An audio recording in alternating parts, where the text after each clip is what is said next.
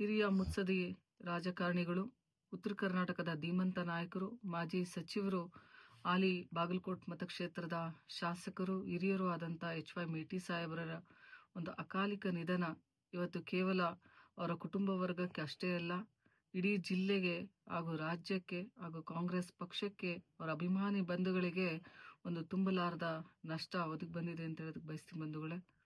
ಇವತ್ತೇನು ಸಾಮಾನ್ಯರಲ್ಲಿ ಸಾಮಾನ್ಯರಾಗಿ ಸದಾ ಹಸನ್ಮುಖರಾಗಿ ಕಿರಿಯ ರಾಜಕಾರಣಿಗಳಿಗೆ ಮಾರ್ಗದರ್ಶಕರಾಗಿ, ನಾನು ಕೂಡ ಜಿಲ್ಲಾ ಪಂಚಾಯಿತಿ ಅಧ್ಯಕ್ಷರಾದಾಗ ಸದಾ ಮಾರ್ಗದರ್ಶನವನ್ನ ನೀಡ್ತಾ ಇಡೀ ಜಿಲ್ಲೆಯ ಒಂದು ಮುಕಟ ಕಳಶವಾದಂತ ಇವತ್ತು ವ್ಯಕ್ತಿಯನ್ನ ನಾವು ಕಳ್ಕೊಂಡಿರುವಂಥದ್ದು ಇದು ಎಂದಿಗೂ ಕೂಡ ತುಂಬಲಾರದ ನಷ್ಟ ಅಂತ ಹೇಳೋದಕ್ಕೆ ಬಯಸ್ತೀನಿ. ಭಗವಂತ ಅವರ ಕುಟುಂಬಕ್ಕೆ, ಅವರ ಕುಟುಂಬ ವರ್ಗದವ್ರಿಗೂ, ಅಭಿಮಾನಿ ಬಂಧುಗಳಿಗೂ ವಿಶೇಷವಾಗಿ ದುಃಖವನ್ನ ಭರಿಸುವಂತ ಶಕ್ತಿಯನ್ನ ನೀಡಲಿ ಅಂತೇಳಿ ಆ ಭಗವಂತನಲ್ಲಿ ಪ್ರಾರ್ಥಿಸ್ಕೊಂತೀನಿ ಬಂಧುಗಳು.